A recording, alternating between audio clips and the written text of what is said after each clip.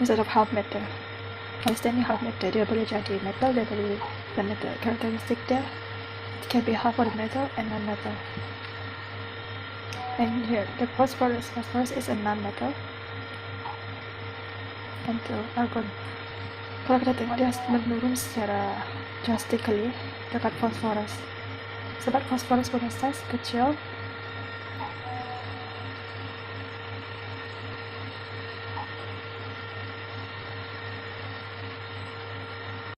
Size kecil daripada sulfur, just like sulfur, maka dia senang to break the bond.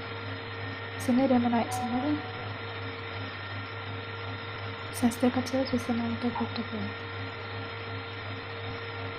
Bond van der Waals, easy to break. This one is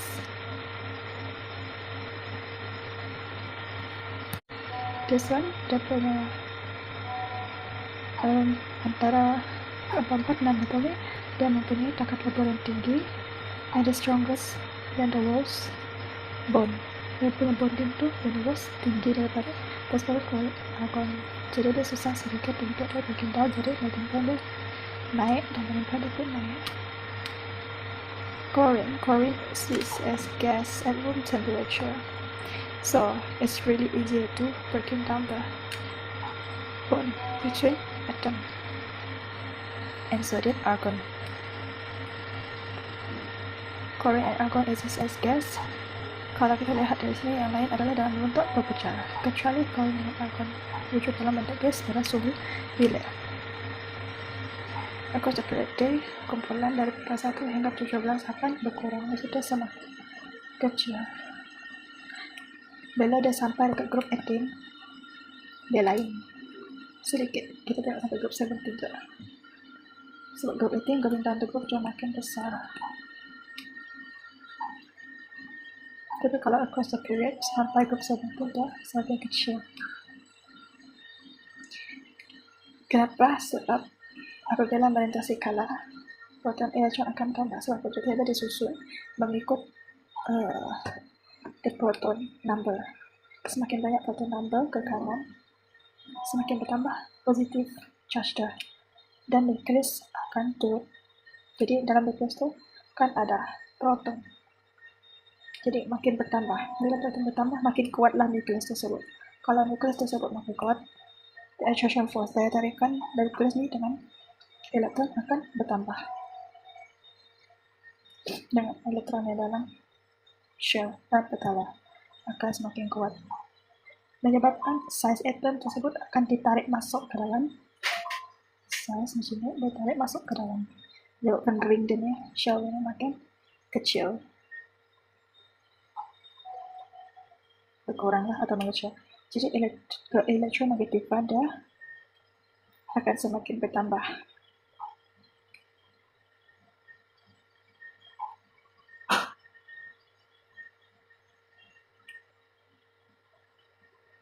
Kenapa dia semakin bertambah? Sebab daya tarikan dah nukleus tadi banyak bertambahnya proton makin kuat. Bila dia makin kuat, kekuatan tertarik elektron ke dalam juga akan makin kuat ke dalam. Dia menuju towards nucleus.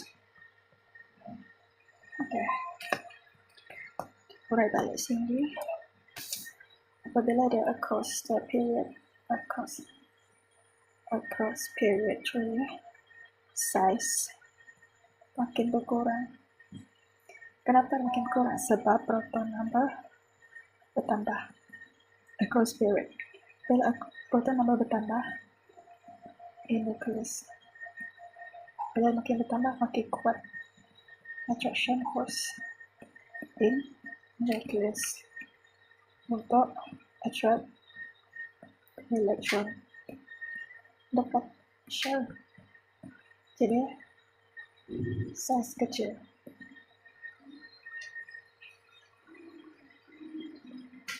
Size kecil.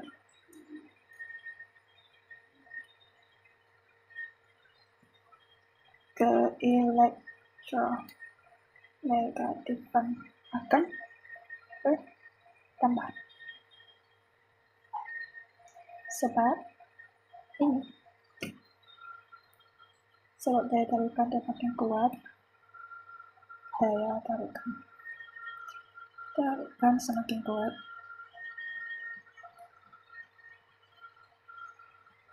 menyebabkan elektron ditarik ke dalam kuat.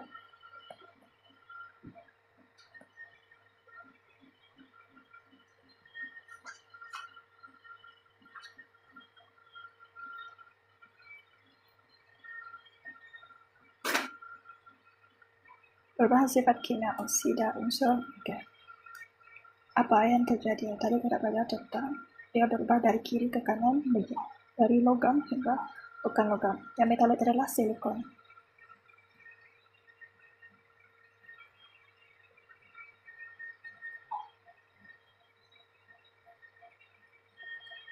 Ini adalah metal, ini adalah metal. Jadi ini metalit.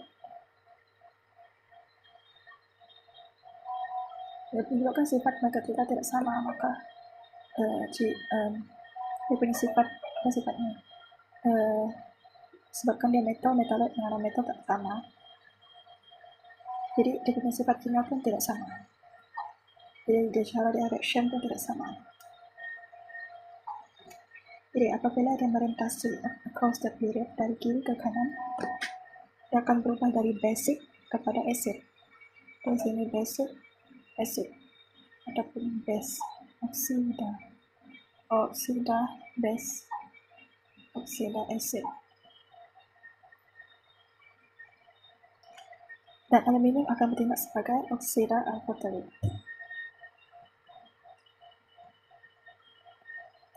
Kenapa dikategorikan sebagai amphoteric? Sebab dia berciri, dia ada dua ciri.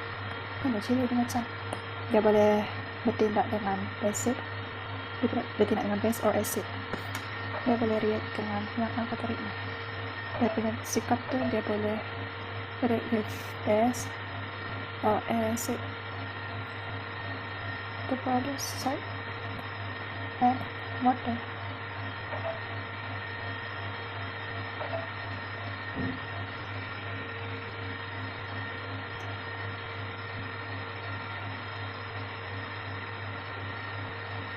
Apabila metal ni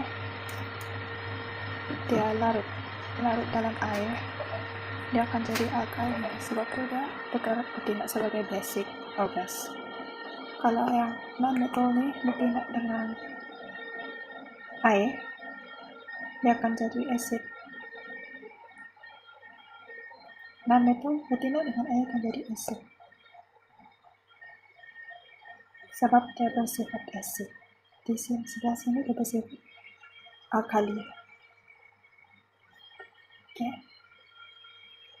Ini contohnya oksida logam ni bila dia larut dalam air, dia akan membentuk alkali. Kalau oksida bukan logam pula, dia larut dalam air, dia akan membentuk larutan asid. Ingat, logam tu dia base, bukan logam dia acid. Manakala yang sebarang logam tu dia bersifat amphoteric. Jadi sebab dia boleh bertindak balas dengan asid dan alkali untuk menjadi garam dan air. Dia ada sifat di mana dia macam asid juga macam base. Sebab dia boleh react dengan asid dan base untuk menjadi garam dan air. Apa kegunaan unsur setara logam? Maksudnya metalit. Siapa yang metalit tadi? Silikon contoh. Ya. Okay. Di mana yang metalit ini dia bersifat tengah-tengah. Dia boleh jadi metal atau non-metal.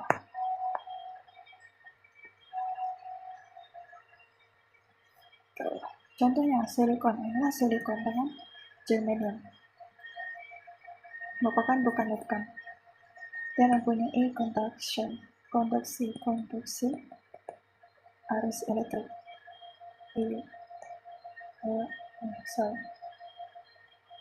elektrik yang lemah.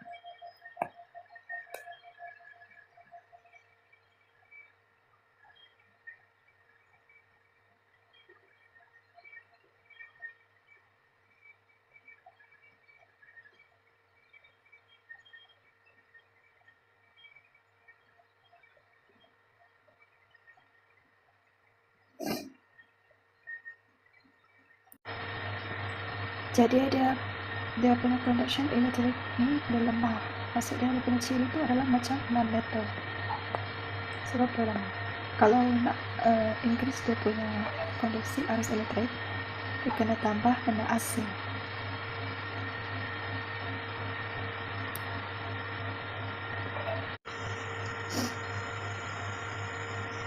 Kena tambah benda asing seperti roller dan phosphorus.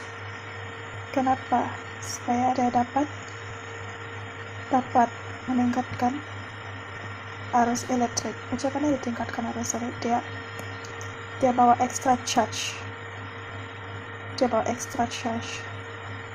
Macam dia bawa extra charge supaya pengaliran elektrik meningkat ataupun move freely lah dia elektron.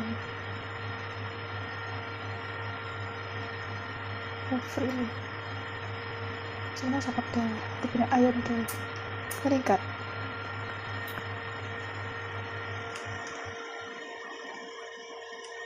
Benda asing seperti itu kita namakan semikonduktor. Apabila metalloid dicampurkan dengan benda asing, terpanggil semikonduktor.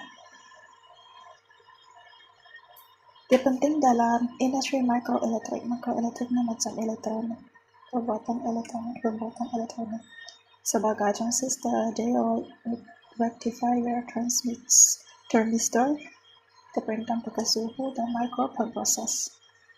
Metalloid macam silikon ni sebagai semikonduktor dalam microchip. Microchip ni ada dalam komputer, telefon dan banyak lagi. Pada peralatan elektronik yang lain. Dipasang pada komputer, television, TV, telefon, kalkulator, kamera sebagai semikonduktor.